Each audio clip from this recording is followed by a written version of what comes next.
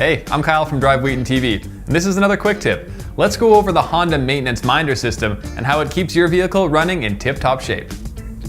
All new Hondas are equipped with the system, which reads sensors throughout your vehicle to determine when is the optimal time to have it serviced.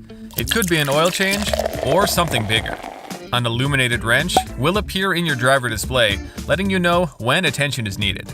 A maintenance code will also appear alongside the wrench.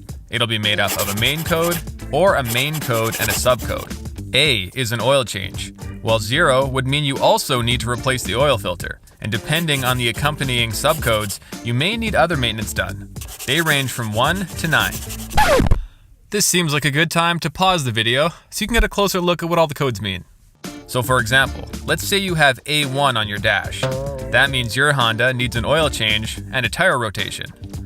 09 would mean you need an oil change, the oil filter replaced, and a list of other servicing, including the front and rear brakes, and a thorough overall inspection.